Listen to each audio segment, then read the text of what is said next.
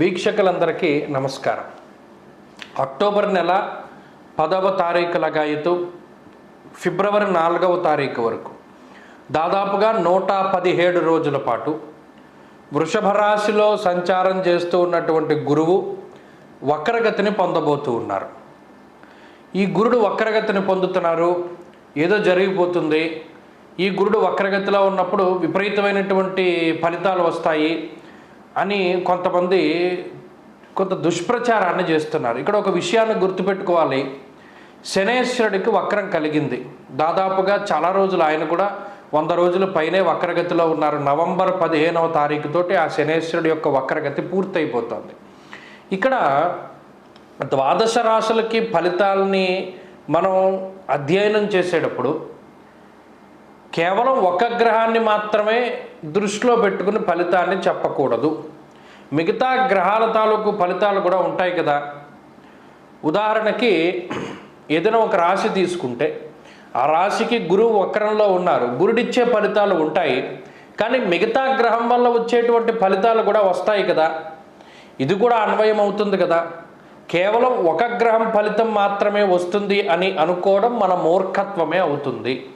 ఈ గురుడు వక్రంలో ఉన్నారు. ఈ 117 రోజులు లేదా 119 రోజుల పాటు కొన్ని పంచాంగాల రీత్యా 117 రోజుల పాటు గురుడు వక్రగతిలో ఉన్నారు కాబట్టి మీకు ఇది అయిపోతుంది అని చెప్పడం అది మన అవివేకము.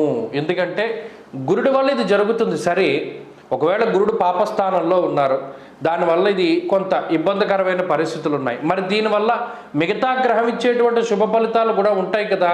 దాన్ని కూడా మనం దృష్టిలో పెట్టుకోవాలి. కాబట్టి ఇందులో మేము చెప్పేటువంటి ఏ ఫలితమైనా ఒక గ్రహం వల్ల మాత్రమే మీకు ఇది వస్తోంది అని చెప్తున్నాం.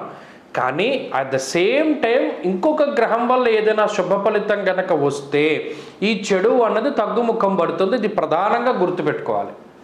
కాబట్టి ఈ గురువు యొక్క ఈ 117 రోజుల వక్రగతిని దృష్టిలో పెట్టుకుని ఏ రాసులకి ఏ ఫలితాన్ని గురుడు కలగజేస్తున్నారు అనేటువంటి విషయాన్ని దృష్టిలో పెట్టుకోవాలి. ఎందుకంటే ఆల్మోస్ట్ రాశి సంచారం పూర్తయిపోతూ ఉన్నటువంటి టైంలో ఉన్న గురుడు 40 డిగ్రీలు 43 డిగ్రీలు వరకు వెనక్కి వచ్చేస్తున్నారు. మరలా తర్వాత మే 15వ తారీఖున మారతారు గురుడు వృషభం నుండి మిథున రాశిలోకి. కాబట్టి ఈ రోజులు 117 రోజులు అటు మేషం నుండి మీనం వరకు ఏ రాశికి ఏ ఫలితాన్ని ఇస్తున్నారు గురుడు అనేటువంటి విషయాన్ని గనక పరిశీలన చేస్తే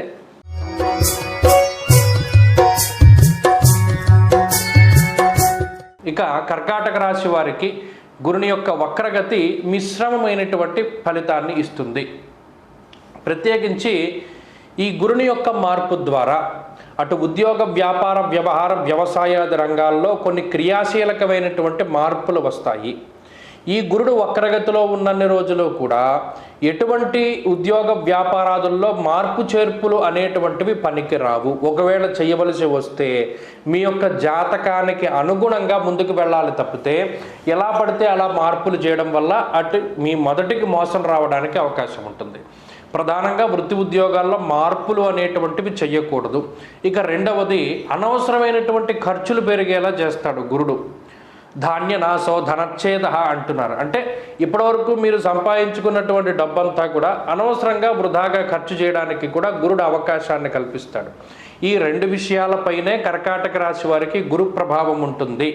అలాగే విదేశాల నుండి స్వదేశాలకు రావడానికి అవకాశాన్ని గురుడు కల్పిస్తాడు. తప్పితే ఇక్కడ నుండి అక్కడికి వెళ్ళడానికి కలగజేయరు.